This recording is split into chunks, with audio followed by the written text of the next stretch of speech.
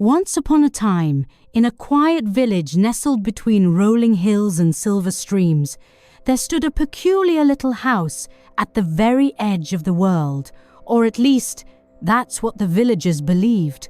It belonged to Master Elowen, the Clockmaker, an old man with hands as steady as time itself and eyes that held the weight of many ticking years.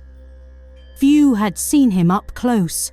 The villagers whispered about the strange golden lights that glowed from his windows at night, and the rhythmic ticking that echoed from his workshop long after the town had gone to sleep. Some said he was a sorcerer, weaving spells into his clocks. Others believed he was merely lonely, lost in the gears and hands of time. No one knew of his greatest secret. Beyond the doors of his quiet home, past the gears and cogs and pendulums that swung in measured harmony, lay a hidden garden, a garden unlike any other. It did not bloom in daylight. It did not wilt in the cold. It waited, and only when the clock struck midnight, when the world held its breath between one day and the next, did the garden awaken. But no one had ever seen it, until the night Asta wandered too far. Asta was a child of restless wonder, always chasing the wind, always searching for something unseen.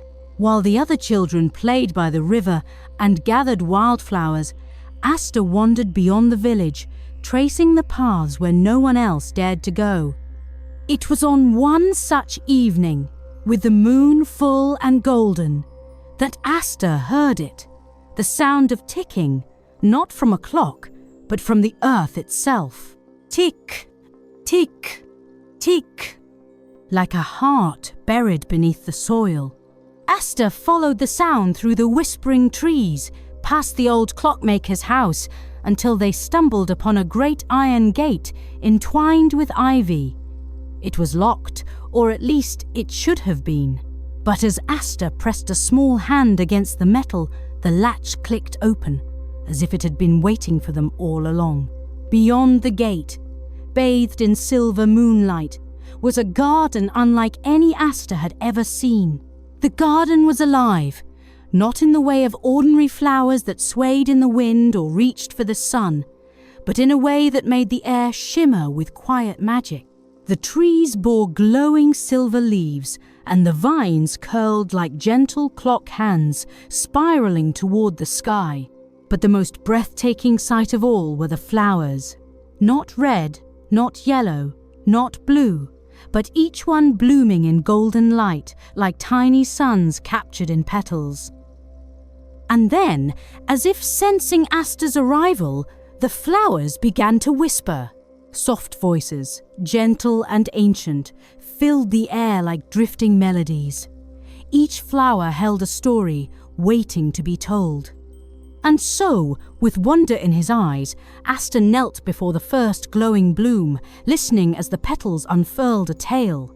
The first flower trembled, its golden glow flickering like candlelight. And then, in a voice as soft as wind through the trees, it spoke. "Listen, child of wonder. Let me tell you the tale of the lost star." And as Asta listened, the world around them began to blur, shifting and changing, until they found themselves no longer in the garden, but among the stars themselves.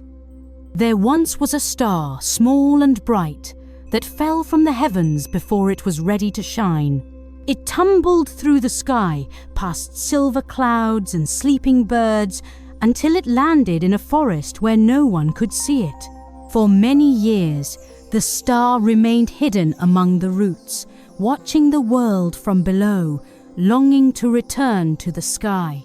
One day, a young girl with a lantern passed through the woods. She was searching for something, though she did not know what. When she found the star, she did not see a fallen thing. She saw a light waiting to rise, so she carried the star to the highest mountain, where the wind whispered secrets of the sky, and with a final breath, she set it free. The star rose, trembling, glowing, brighter than ever before, and from that night on, it burned the longest in the sky, a reminder that even those who fall can rise again. As the story ended, the flower's light dimmed, and Asta, still breathless from the journey, turned to the next bloom, eager to hear another tale. The second flower hummed deep and low, like the sound of turning gears. "This is the tale of the timekeeper's lament," it whispered. And again, the world shifted. Asta found himself in a vast, endless hall, where thousands of clocks ticked in unison. At the center stood a woman draped in golden chains, her eyes glowing like clock hands frozen in place. "I am the timekeeper," she said, her voice carrying the weight of centuries. "I once moved freely, bending time to weave the stories of the world. But I made a mistake. I tried to hold on to time itself, and now I am bound." Asta, with a heart full of wonder, stepped forward. "How do I set you free?" The timekeeper smiled. "You cannot stop time, nor can you hold it," she whispered, "but you can live within it." And with those words, the chains crumbled, and time itself flowed once more. The story faded, and Asta opened his eyes back in the garden. One last flower remained. The final flower swayed as if dancing, its petals glowing in soft waves. It told the story of two lovers, one of the sun, one of the moon, who could never meet but danced at the edge of dawn and dusk, forever caught in an eternal waltz. Their love was written in the colors of the sky, their longing woven into the stars themselves, and though they could never touch, they found each other in every sunrise, every sunset, knowing they would always return to one another. As the last story ended, Asta turned to find Master Eloin standing behind them, his kind eyes watching. "You have heard the garden's stories," he said softly. "Now, do you understand?"